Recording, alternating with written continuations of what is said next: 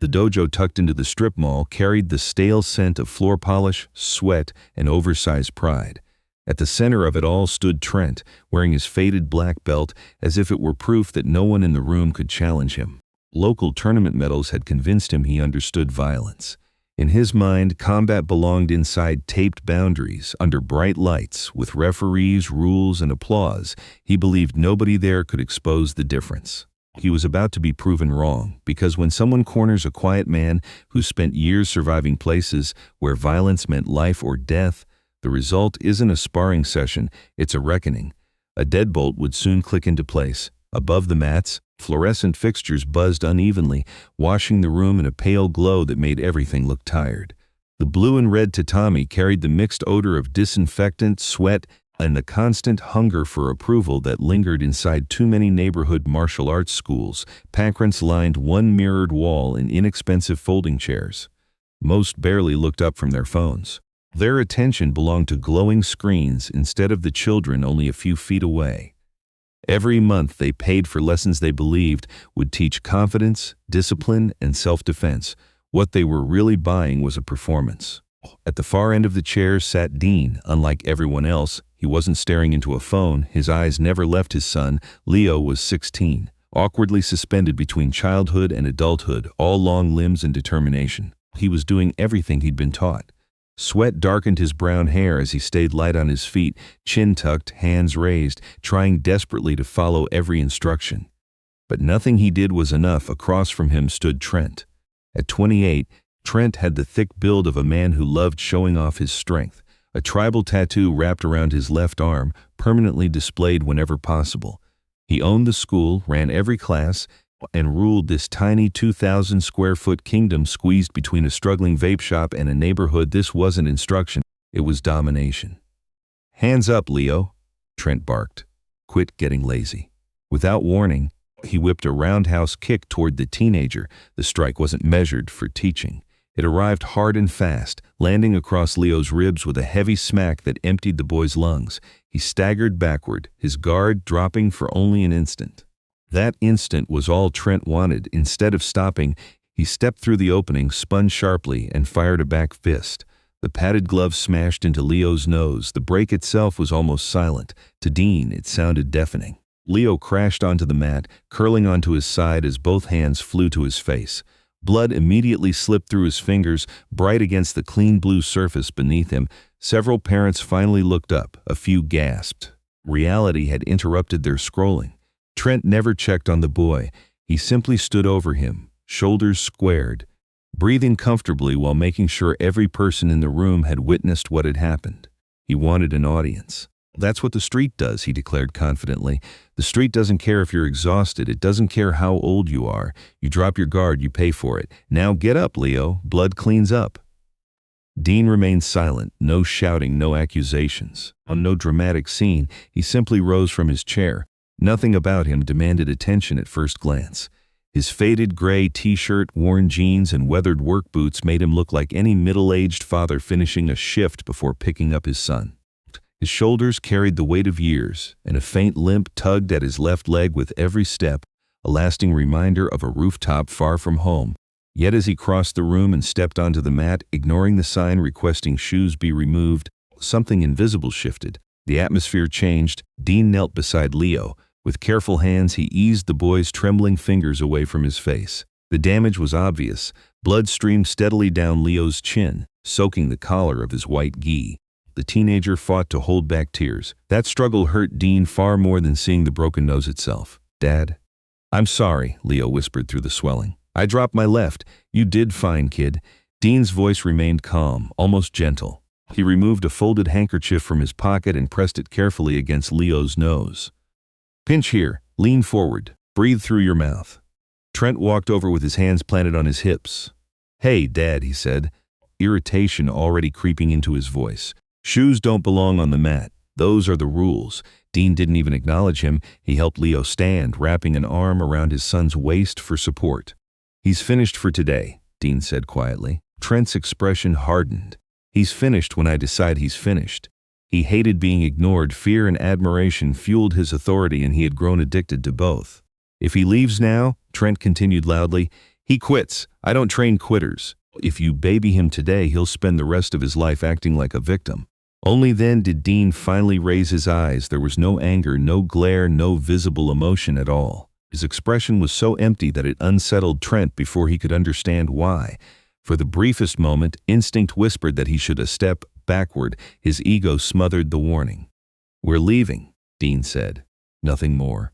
He guided Leo across the room, past the murmuring parents, and out through the front entrance. The bell above the glass door rang cheerfully behind them.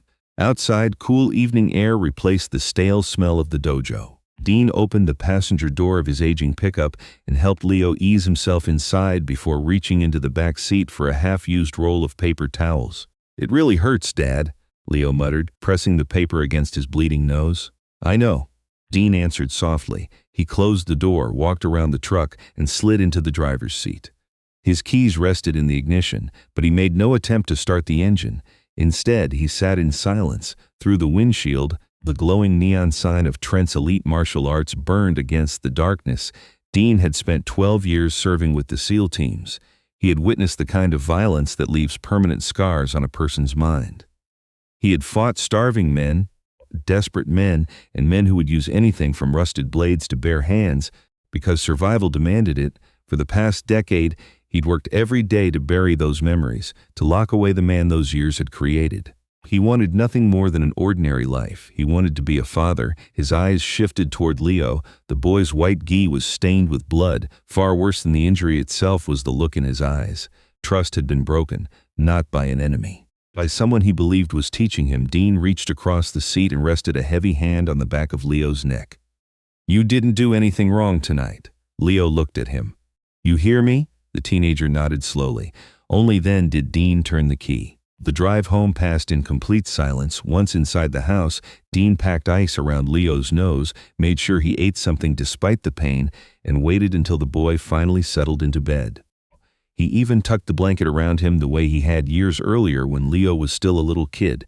Only after his son was asleep did Dean step into the kitchen. He poured the last splash of inexpensive bourbon into a glass and drank it without hesitation. Then he looked at the digital clock on the stove, 9:45 p.m. The dojo closed at 10. Dean picked up his keys. By the time he returned to the strip mall, nearly every business had gone dark. The dry cleaner had closed hours earlier. The vape shop's neon sign flickered once before disappearing.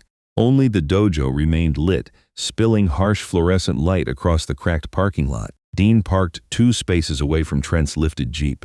He switched off the engine but remained inside for another moment, listening as the metal ticked quietly while cooling. He closed his eyes. A slow breath filled his lungs. 4 seconds in, hold 4 seconds out, box breathing. A habit born in helicopters flying over hostile territory, a ritual designed to slow the heartbeat before stepping into uncertainty. When Dean opened his eyes again, something deep inside him shifted. The door he'd spent years holding shut opened just enough. He stepped out of the truck. Inside the dojo, the classes were over. The chairs had been folded and stacked neatly against the mirrored wall. Near the reception counter stood Trent, no longer wearing his G-Me shorts. A tight athletic shirt stretched across his broad frame. Beside him lingered 2 students in their early 20s, young men who admired him without question. They laughed loudly while sipping brightly colored energy drinks, still riding the excitement of training. The bell over the entrance rang as Dean walked inside. Conversation stopped instantly. Every head turned. Trent's grin faded into annoyance. He set his drink on the counter. "Well, look who came back." His tone dripped with sarcasm. "Didn't I already tell you to take your kid home? We're closed." Dean kept walking until only about 10 feet separated them. He stood naturally, feet shoulder-width apart, hands hanging loosely at his sides. No clenched fists, no visible tension. To anyone unfamiliar with violence, he looked exhausted rather than dangerous. "I came to talk." His quiet voice carried easily through the empty room. Trent snorted and glanced toward his followers. They laughed exactly when he expected them to. "Talk about what?" Trent asked. "About your son not being tough enough? Listen, every parent hates seeing their kid get hit, but this is martial arts. It isn't daycare. You broke a 16-year-old's nose during a light drill." Dean stated it the way someone would describe tomorrow's weather. No emotion, no accusation. He was exhausted. "You recognized he couldn't defend himself, and you attacked anyway." Dean held Trent's gaze. That isn't instruction, it's bullying. The smile vanished from Trent's face. He pushed away from the counter and walked forward until his size filled Dean's space. He'd spent years using intimidation to control people. Most stepped backward automatically. Dean didn't move. Not even an inch, not even a blink. "You need to understand something," Trent growled, jabbing a thick finger toward Dean's chest. "There are 50 trophies sitting in that display case." He gestured behind him. "I fought in cages. I've been training since I was 6 years old. This is my school. I decide how people learn and I decide how hard they get pushed." His finger remained inches from Dean. "If you don't like it," a smug grin returned, "take your kid to ballet." Dean looked briefly at the finger, then back into Trent's eyes. "You're a bully." The words landed quietly. "You hide behind children because they're safe targets." Dean's expression never changed. "This school gives you an audience. You make yourself feel important by hurting kids who can't answer back." His voice stayed level. "You feed your ego with their fear." Behind Trent, both young students stopped smiling. Something in the room had changed. The air suddenly felt colder. Heat flooded Trent's face. Nobody spoke to him like this. Not here, not in his kingdom. "Watch your mouth," he hissed. His voice dropped into something harsher. "You walk into my gym talking like that." He leaned closer. "You're lucky I don't put you on the floor. I want an apology." Dean didn't ask. He issued a command. "Tomorrow." His words were calm. "In front of every sun in the eye, you'll apologize for losing control." He paused. "And after that, you'll stop running this place with your ego. No more beating children just to prove you're the toughest man in the room." Silence. Trent stared at him for a long moment, then he laughed. It wasn't genuine. It was loud, forced, designed for the two young men behind him. He threw his arms wide. "Are you hearing this?" They chuckled uncertainly. Trent stepped even closer until he was well inside Dean's personal space. He stood 3 inches taller, nearly 40 pounds heavier. "I'm not apologizing." His breath smelled of energy drinks and artificial sweetener. "Not to you, and definitely not to your soft little kid." His grin sharpened. "I'm sure not changing my school because some washed-up cripple thinks he knows better." Dean remained motionless. He wasn't watching Trent's face. He was studying something else, his hips, his shoulders. The subtle shift of weight, the quickening breath, the widening nostrils. Years of experience recognized the signs immediately. Adrenaline had taken over. Trent wasn't thinking anymore. He was performing. "This is your last opportunity," Dean said quietly. "Do the right thing." Trent closed the remaining distance until they were nearly nose to nose. "You seriously think you can walk in here and lecture me?" he sneered. "You think you can threaten me inside my own gym? You're dreaming. Nobody in this town tells me what to do." Dean studied him for another long moment. Then he gave a small nod. "All right." The word barely rose above a whisper, but it carried the unmistakable weight of a final decision. Without another sentence, Dean turned away. He walked calmly toward the front entrance. Behind him, Trent laughed louder than before. "Yeah, that's right. Keep walking." His voice echoed through the empty dojo. "And don't bother coming back." He smirked. "Tell your kid he's off the team." Dean reached the glass door. Instead of opening it, he stood motionless, looking into the dark parking lot outside. The world beyond the windows was peaceful, quiet, completely unaware of what was about to happen inside. This wasn't what he wanted, not even close. Years of therapy had taught him to breathe through memories that refused to disappear. Countless hours under the harsh fluorescent lights of VA clinics had been spent learning how to live without becoming the man those battlefields had created. He had promised himself that version of him would never return. Then he remembered Leo's blood soaking into the blue mat. Some people can be reached with words. Others only understand consequences. Dean reached toward the heavy brass deadbolt. Click, the sharp metallic sound echoed through the room. Next, he flipped the small sign hanging in the glass stopper. Finally, he lowered the Venetian blinds one by one until every window facing the parking lot disappeared behind plastic slats. The dojo had become its own isolated world. No one outside could see in, no one inside could simply walk away. One of Trent's students frowned. What's he doing?" For the first time that evening, uncertainty crept into Trent's voice. "What the hell are you doing?" His confidence cracked for only an instant before anger rushed in to replace it. "Unlock that door and get out." Dean turned around without saying a word. He bent down and untied his heavy work boots. He placed them neatly beside the entrance. Then he removed his faded gray shirt. Instead of tossing it aside, he folded it carefully and laid it on top of the boots. The room fell silent. Dean wasn't built like a bodybuilder. There were no oversized muscles sculpted for mirrors. His strength looked different, desperately practical.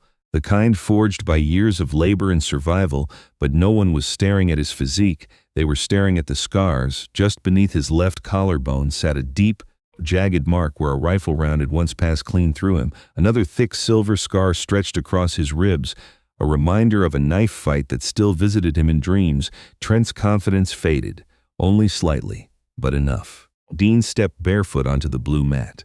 The weary father who had limped across the room earlier was gone. His posture transformed almost instantly. His chin lowered naturally. His shoulders settled into a compact defensive frame. Both hands rose, not in a traditional martial stance, but open and relaxed, palms angled forward near his chest. It wasn't something learned in tournaments. It was the posture of someone who had survived situations where rules didn't exist. "I told you already." Dean's voice had changed. Foul, emotionless, cold. "You broke my son's nose." He took one slow step forward. "Now I'm going to teach you the lesson you charge everyone else for." Trent's pride couldn't let him back down. He let out a loud shout and exploded forward. His right hand fired straight toward Dean with textbook precision. Technically, it was an excellent punch. In competition, judges might have rewarded it. Inside a cage, it could have rattled someone badly. But Dean wasn't fighting for points. As the punch came, he never tried to block it. Breaking accepts force. Dean denied it completely. He stepped forward instead, only a fraction of an inch. His head slipped just outside the punch's path. The fist skimmed harmlessly across his shoulder.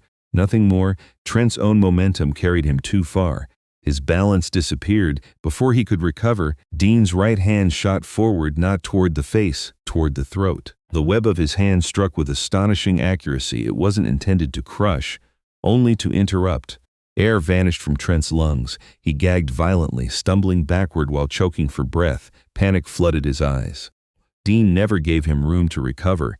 His left hand wrapped around the back of Trent's neck, fingers digging deep beneath the base of the skull. His right hand trapped Trent's wrist before another punch could form. Space disappeared. The black belt suddenly found himself unable to move. Desperation replaced confidence. He tried throwing a wild hook with his free arm. There wasn't enough room. Dean answered with a single headbutt. The impact landed squarely across Trent's nose. A sickening crack echoed through the dojo. Blood burst into the air. His knees buckled instantly. It was the very injury Trent had inflicted on Leo. Only this time, the damage was far more severe. Dean leaned close enough for only Trent to hear. "This isn't a tournament anymore." Copper filled the air. Trent abandoned every technique he had ever practiced. Training vanished. Instinct took over. He shoved wildly, kicked blindly, and fought like a terrified animal. Dean didn't resist the shove. He welcomed it. Using Trent's own momentum, he stepped back just enough to redirect him before sweeping his leg with a brutal kick against the calf. The instructor crashed backward. His heavy body slammed into the tatami hard enough to shake the mirrored wall. Before Trent could process the fall, Dean dropped with him. His full weight drove through one knee into Trent's floating ribs. A sharp snap cut through the silence. Two ribs gave way immediately. The scream that followed no longer belonged to an instructor pretending to be fearless. It came from someone discovering pain he had never imagined rolling onto his side. Trent clutched his chest while coughing blood and saliva onto the mat. Near the reception counter, both young students stood frozen. Neither moved. The brightly colored energy drinks suddenly seemed absurd in their hands. One finally gathered enough courage to step forward. Dean never rose from the mat. He simply turned his head. Their eyes met. His expression contained nothing. No anger, no excitement, no mercy. Only absolute certainty. "Take one more step." His voice remained calm. "You won't leave this building." The student stopped instantly, then slowly backed away. Both hands lifted in surrender. Fear had drained every trace of color from his face. Dean looked back down at Trent. The once confident instructor had begun sobbing between shallow, painful breaths. He grabbed the front of Trent's shirt and pulled him upright until they were face to face. The arrogance was gone. Blood poured steadily from the flattened nose. One eye had already begun swelling shut. "Look at me." Dean didn't raise his voice. He didn't need to. Trent lifted his head with visible effort, trembling uncontrollably. Dean spoke quietly. is violence. It isn't a sport. It isn't another trophy sitting on a shelf. It isn't entertainment. His words landed one by one. When you choose people who can't defend themselves, this is what you're inviting into your own life. He paused. Do you understand? Unable to speak, Trent nodded repeatedly.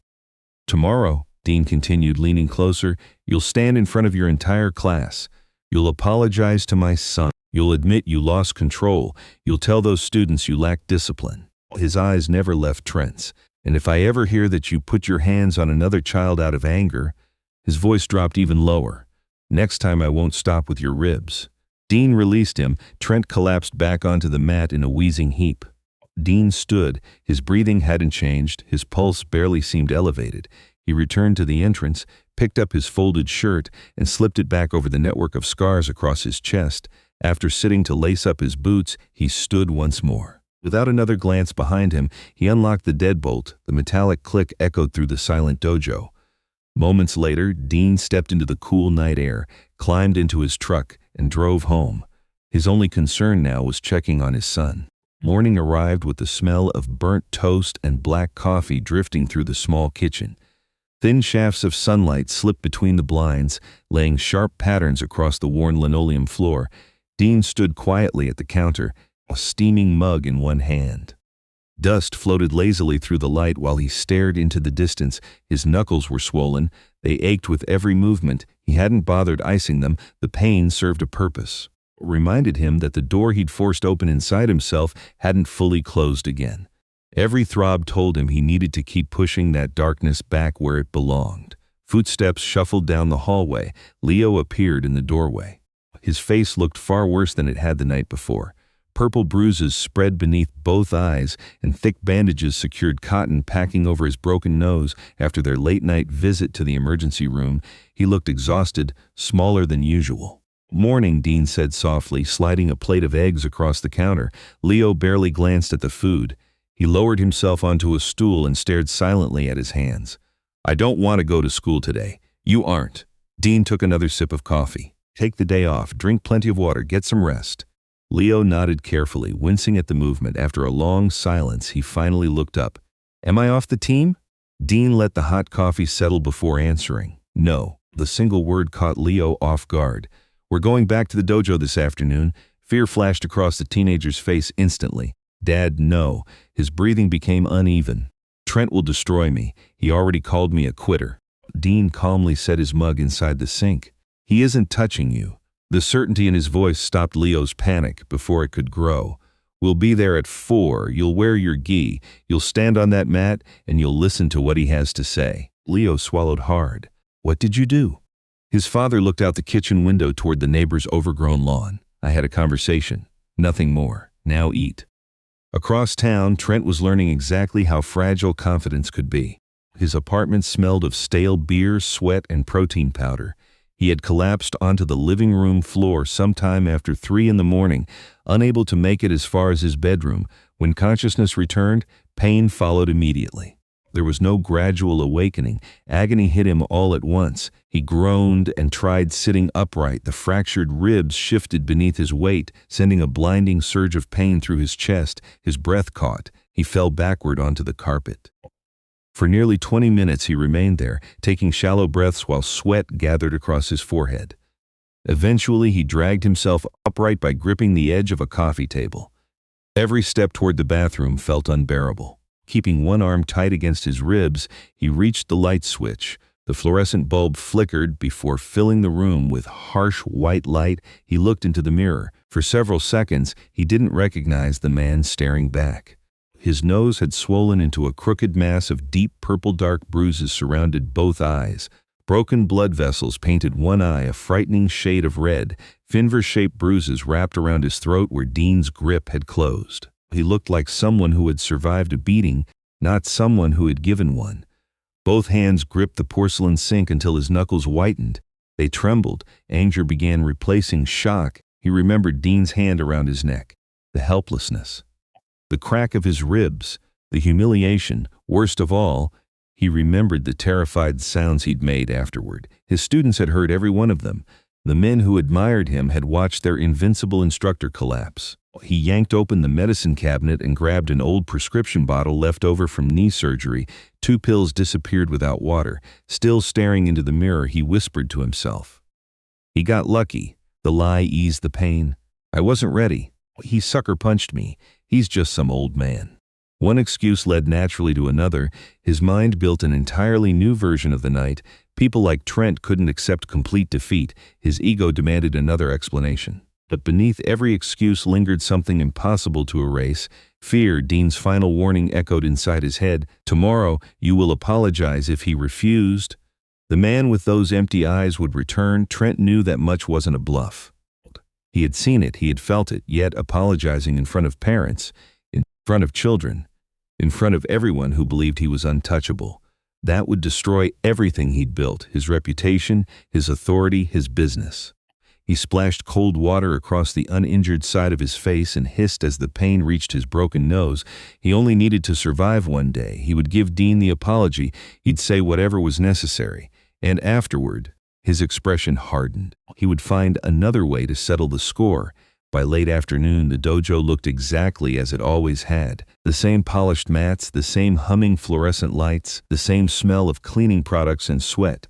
But something invisible had changed. The room felt heavier. At 4:15 p.m., the teenage class stretched across the blue mats while parents lined the mirrored wall with coffee cups and cell phones in hand. Then the entrance bell rang. Every conversation stopped. Dean walked inside wearing faded jeans, work boots, and a plain black t-shirt. His familiar limp remained. So did the calm expression on his face. A few steps behind him came Leo. The bruises covering the teenager's face silenced the room immediately. Purple and yellow discoloration spread beneath both eyes. White tape secured the broken nose. Several parents gasped. Whispers spread almost instantly. Dean ignored every one of them. He stopped beside the edge of the mat and looked directly at Trent. The instructor looked almost as battered. A white splint covered his own damaged nose. Dark bruises surrounded both eyes. His black gi hung awkwardly over a body that refused to stand upright, and his left arm stayed close against his injured ribs. The moment he saw Dean, a visible shiver passed through him. Instinct told him to stand tall. Pain forced him back into a guarded hunch. Without taking his eyes off Trent, Dean spoke quietly. Leo, the teenager looked up. Get on the mat. Hands trembling, Leo removed his shoes and stepped barefoot across the floor until he stopped several feet in front of his instructor. Every student had stopped stretching. Every parent was watching. Trent slowly scanned the room. He saw the concern on the parents' faces. He noticed students staring at the bruises covering him. Doubt had entered the room. He cleared his throat. Even that hurt. Listen. Everyone. His voice lacked its usual confidence. Martial arts is about learning. It's about testing ourselves. Sometimes, he hesitated. Training goes too far. He looked toward Leo. Last night, we had a difficult sparring session. Then his eyes found Dean. Dean hadn't moved. He simply watched. The calm expression never changed. But something in those eyes stopped Trent cold. Every prepared excuse vanished. Every carefully rehearsed speech disappeared. The memory of his crushed throat and broken ribs flooded back so vividly that he could almost feel Dean's grip tightening again.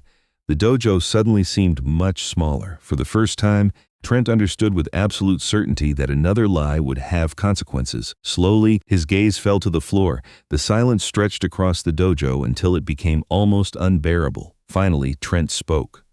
I lost control. His voice cracked as the words escaped. A wave of murmurs rolled through the parents seated against the mirrored wall. Slowly, Trent forced himself to raise his eyes toward Leo. The teenager stood perfectly still, trembling, not with admiration for his instructor, but with fear. My ego got the better of me, Trent admitted. Each sentence sounded heavier than the one before. I struck you when you couldn't defend yourself. He swallowed painfully. It wasn't teaching. It wasn't discipline. It was my mistake. He paused, struggling for another breath through bruised ribs. A coward's mistake. The confession seemed to drain whatever confidence remained inside him. I broke your nose. I embarrassed you in front of everyone. Every word seemed to cost him something. He bent forward in a stiff, painful bow. I'm sorry, Leo. His eyes remained fixed on the mat.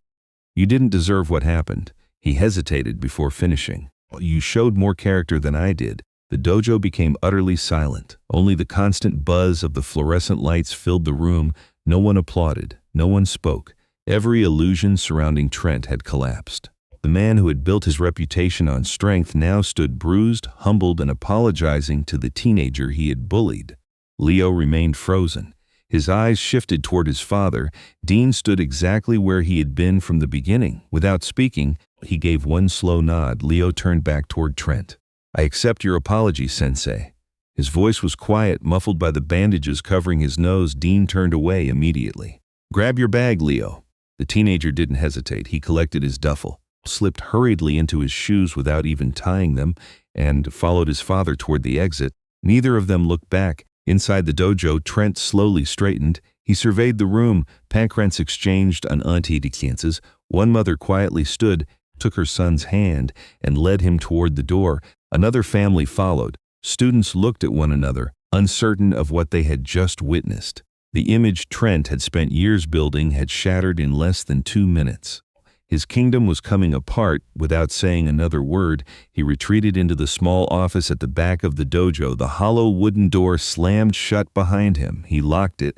Then he slid down the wall until he was sitting on the worn carpet, knees drawn tightly against his chest despite the sharp pain in his ribs. No tears came, no genuine regret surfaced. Humiliation hadn't taught him humility. It had created something darker. Dean hadn't simply beaten him. He had destroyed the identity Trent had built around himself. With trembling hands, Trent pulled his phone from his pocket. He scrolled through contacts, tournament promoters, parents, friends, names blurred together until one stopped his thumb. Garrett. Unlike Trent, Garrett didn't run youth classes. He operated a warehouse gym on the industrial edge of town, where chain-link fencing replaced padded walls and unsanctioned fights earned quick money. He had a reputation for surrounding himself with men who solved problems through intimidation. Years earlier, Trent had done Garrett a favor. Now he intended to collect. He pressed the call button. A rough voice answered after 2 rings. "Yeah? It's Trent." His voice came out little more than a rasp. "I've got a problem. A pause, a big one. I need you and bring 2 of your biggest guys." Garrett laughed. "You sound like a truck ran over you. What happened?" Without hesitation, Trent began inventing a new story. "Some crazy old veteran came into my gym. He had something in his fist. He sucker punched me in front of my students." The lie rolled effortlessly from his mouth. "He thinks nobody can touch him. I need to remind him that's not true." Garrett chuckled. "You want him scared?" Another pause. "Or broken?" Trent's jaw tightened. "I want him broken." His eyes hardened. "I want him crawling."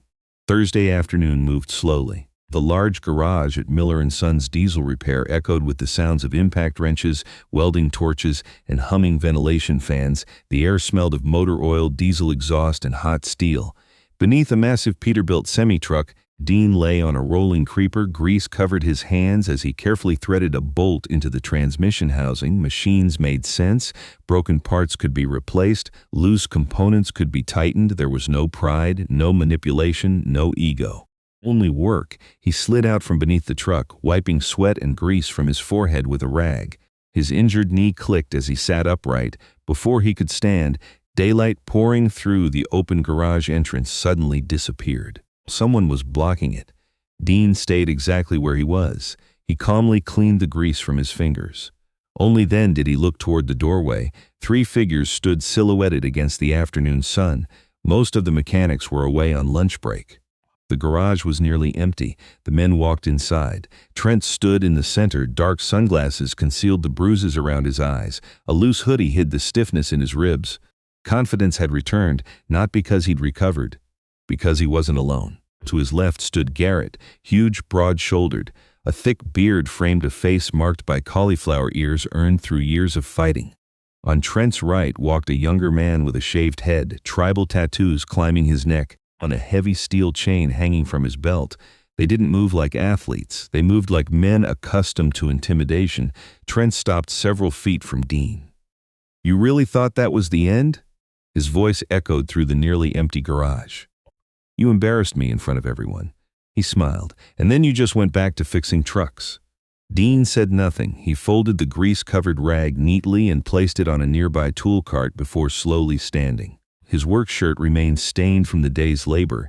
Steel-toe boots stayed planted firmly on the concrete. Without making it obvious, his eyes swept across the garage. A heavy pry bar leaned beside the Peterbilt. Several large wrenches rested within arm's reach. The reinforced parts room stood behind him. Every exit, every tool, every angle, his mind registered them automatically. Garrett looked Dean up and down.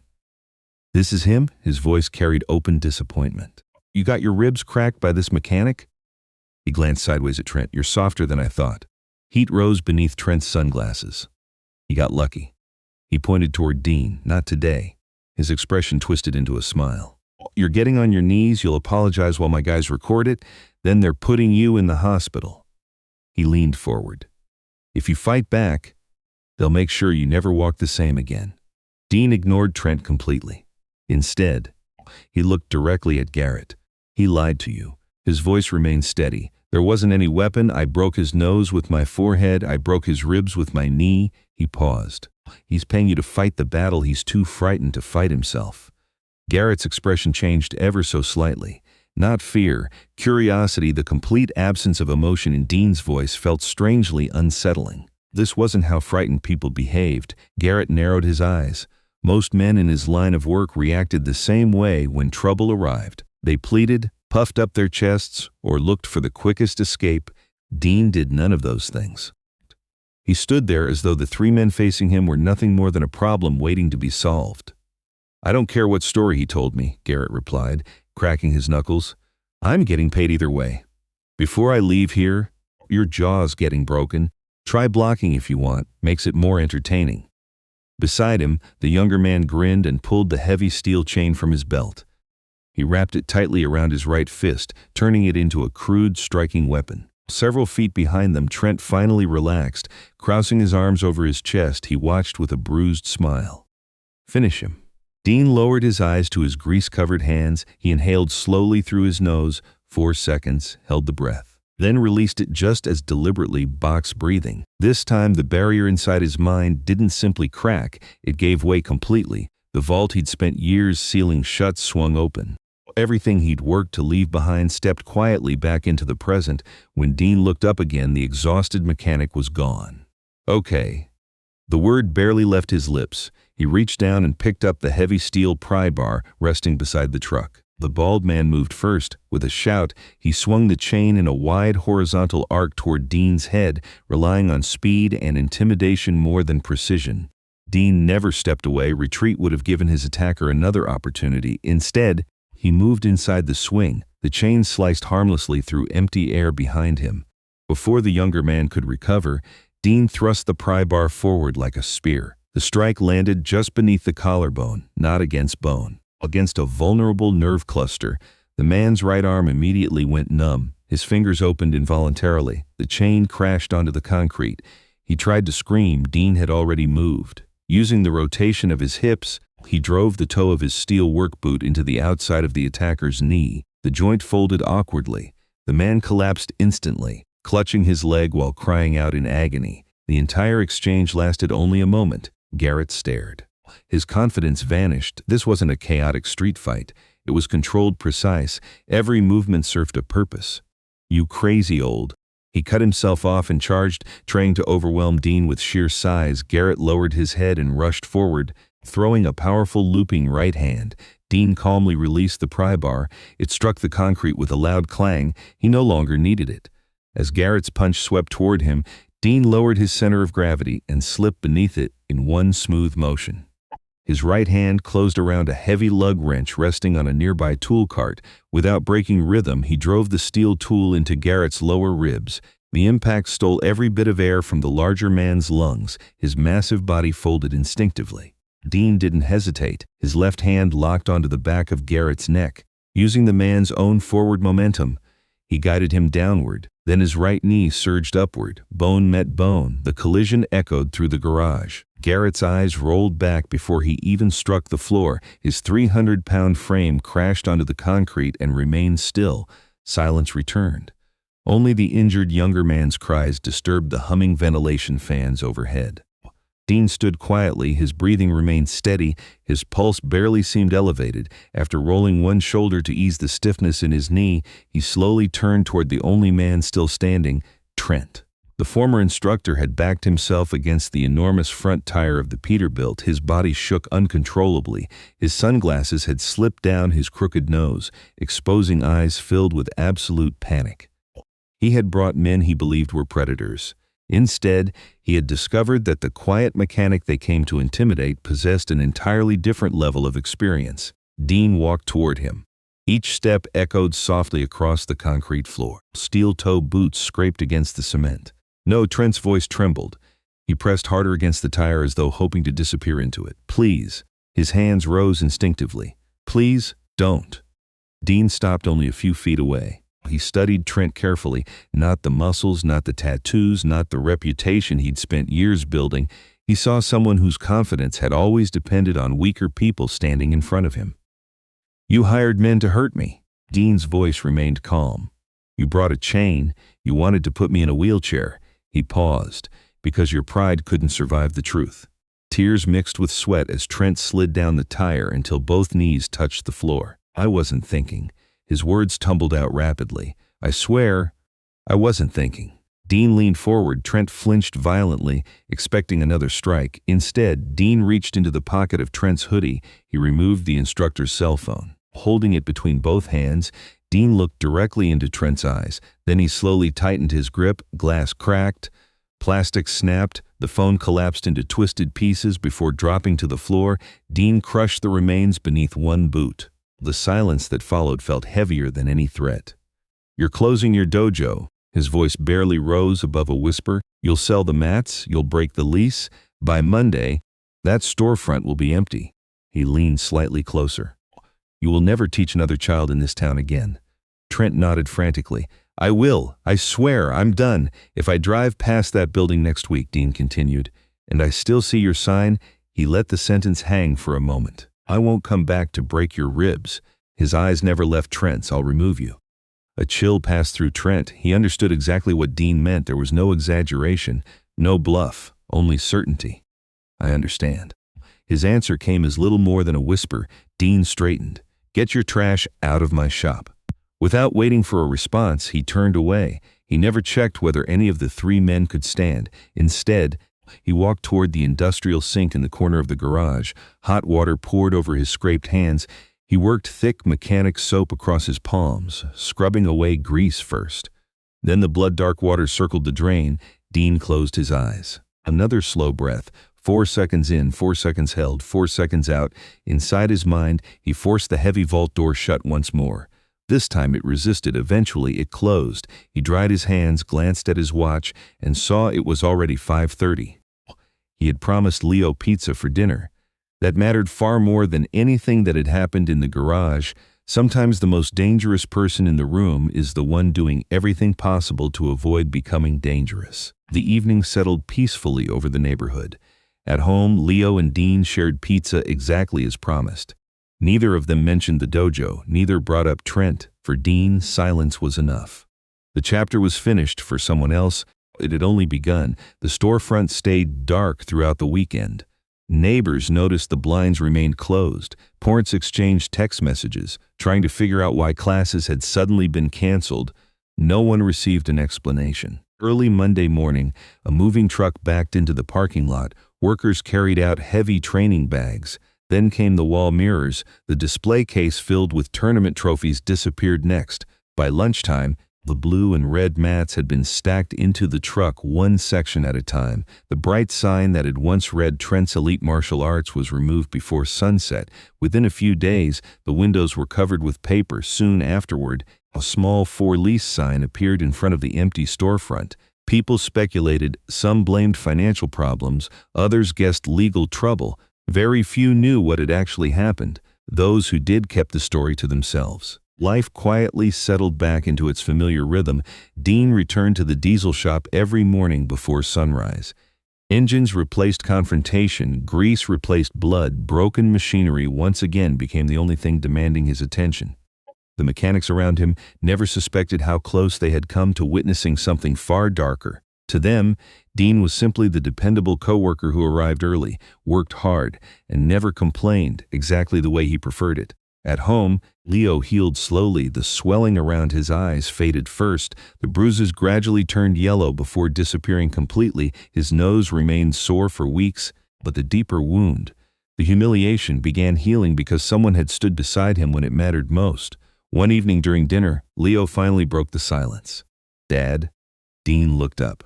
"Why didn't you tell me what happened?" Dean considered the question carefully before answering. "Because I didn't want that becoming the lesson." Leo frowned slightly. "I don't understand." Dean leaned back in his chair. "Strength isn't proving you can hurt someone. It's making sure you don't have to." The teenager listened quietly. "I failed at that." Dean's voice remained calm. "I exhausted every other option before I fought." He looked down at his hands for a moment, and even then, it cost more than you probably realize. Leo studied his father differently after that. Not with fear, with understanding. For the first time, he recognized that the scars covering Dean's body were only a small part of what he'd carried home from another life. The deeper wounds couldn't be seen at all. Weeks later, Dean drove past the old strip mall while running errands. Almost without thinking, he glanced toward the storefront. The sign was gone. The windows stood empty. Inside, there was nothing except bare concrete floors and fluorescent lights. Exactly as promised, Dean kept driving. He never slowed. He never stopped. There was nothing left for him there. The past belonged where it had always belonged. Behind him, months passed. The story slowly became another quiet memory in a town that had already moved on. The empty storefront eventually found a new tenant. Fresh paint covered the walls, new signs replaced the old ones, and children once again walked past the building without knowing what had unfolded there. Dean never mentioned it. He had no interest in telling the story. There was nothing to celebrate. Violence had solved a problem, but it had also forced him to reopen a part of himself he had spent years trying to bury. That wasn't victory. It was a cost. Every morning he still arrived at the repair shop before anyone else. He still slid beneath diesel trucks with grease-stained hands. He still preferred engines over people because machines were honest. When something broke, they didn't lie about it. They simply needed fixing. Life at home settled into its old rhythm as well. Leo gradually returned to normal. The bruises disappeared. His confidence came back one careful step at a time. He eventually found another martial arts school, one led by instructors who believed discipline meant protecting students instead of intimidating them. This time, training felt different. There was respect, patience, humility. The lessons no longer revolved around fear. One afternoon after class, Leo climbed into Dean's truck wearing a tired smile. Today's instructor said something. Dean started the engine. What was that? He said, "The strongest person in the room is usually the one who never has to prove it." Dean looked through the windshield for a long moment before giving a quiet nod. Sounds like he understands what he's teaching. They drove home together without saying much else. Neither of them needed to. Some lessons didn't require long conversations. They simply revealed themselves over time. As for Trent, his name slowly disappeared from local conversation. Without the dojo, without the trophies on display, and without students feeding his ego, the image he had spent years creating faded surprisingly fast. Reputation built on intimidation rarely survives once the audience leaves. People eventually remembered him less for the tournaments he had won and more for the apology that had ended his career. It became a cautionary tale rather than a legacy. Dean never checked to see where Trent went. He never searched his name. He never asked questions. His promise had been fulfilled. That was enough. Some people mistake confidence for strength. Others confuse fear with respect. But real strength rarely announces itself. It doesn't chase applause. It doesn't need trophies. And it certainly doesn't search for someone weaker to stand over. The most dangerous person is often the one hoping never to fight at all. The one carrying years of experience without any desire to use it. Because people who truly understand violence also understand its cost. Dean knew that better than anyone, so he returned to the life he had always wanted. A mechanic, a father, a man trying every day to keep the darkest part of himself locked away. And for him, that was the hardest battle of all.